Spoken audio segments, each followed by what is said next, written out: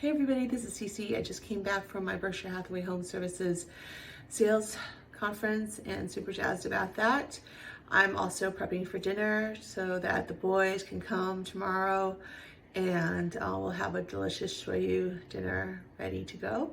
So I'm going to prep that a little bit tonight and finish off tomorrow, and I'll share the recipe with you. Aloha! I also add ginger to this as well as some garlic. So I get these green onions from my yard because I hate paying for certain things, and green onions mint is one of them because I just feel like, wow, how is it so expensive? Anyways, so this is from my yard. And this is also part of the marinade. And so that's it.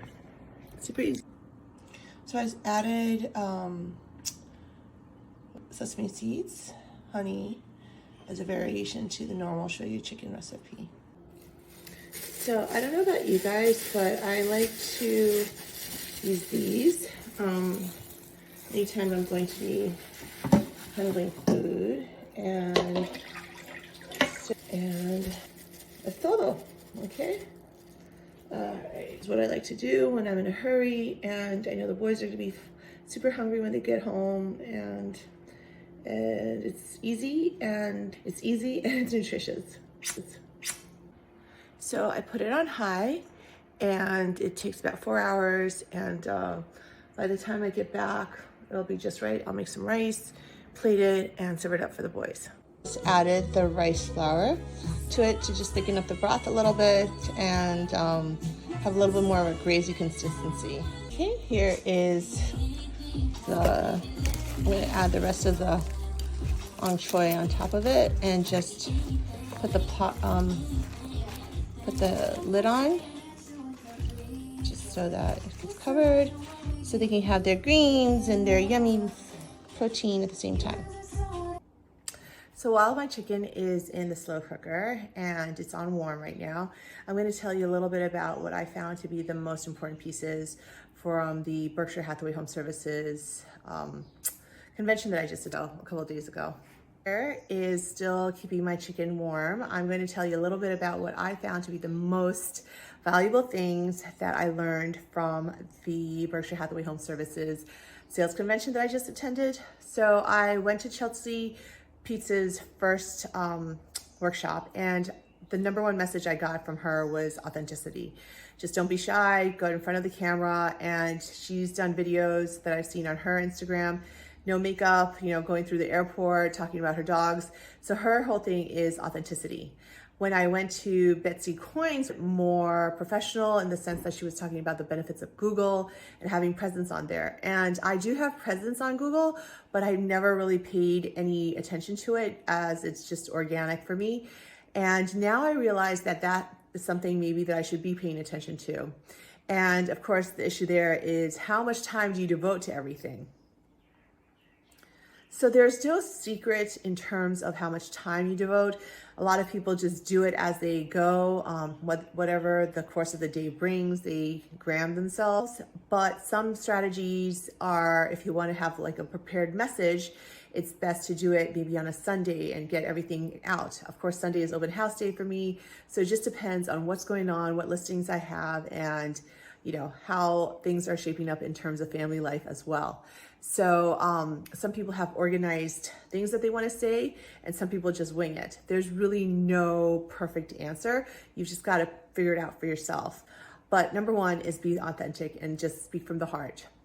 So the next workshop that I attended was really valuable, was Kim Richenberg's workshop. And she's a keynote speaker. She was at one point a person on TV, a broadcaster, and she's now in social media, promoting it, how to do it, how to get value out of it, and acting as a coach as well. And what I liked about her, she also promoted authenticity, but she went a little bit deeper and spoke about lighting details as well as what to wear. And, if you're at home and you know you're doing stuff with your kids, then obviously t-shirt and shorts is okay. But if you are out on customer prem doing a walkthrough, you might want to dress a little bit more professionally. So she was just talking from a standpoint not only of authenticity but also a little bit more logistics.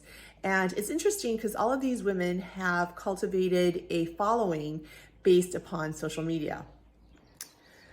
Tim Harris had on his podcast Mark Manson, and he wrote The Subtle Art of Not Giving a Fuck, and excuse my French. And what he talked about was exactly that. He had written a piece online and, like a daily blog kind of a thing, posted it, and nothing happened, and it was a good year.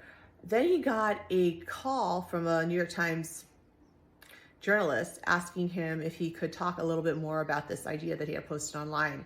So I think that, radio shows and all that kind of stuff is great for exposure, but it's just a moment in time. This whole world of digital and internet information, it's going to be there forever, for good and for bad, which is what I tell my kids. But the good is if you are doing good work and you're putting out authentic material, it could really reach somebody, maybe not now, maybe not tomorrow, but maybe in a year's time, you'll get that call. Aloha. And voila. Bon appetit. So what's great about the slow cooker is that you can just take it out and it just is off the bone. So stay tuned.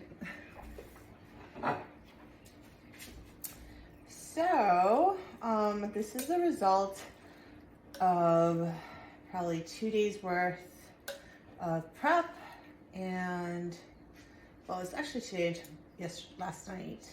So I defrosted the chicken last night. And voila, bon appetit. Thoughts, T-bones.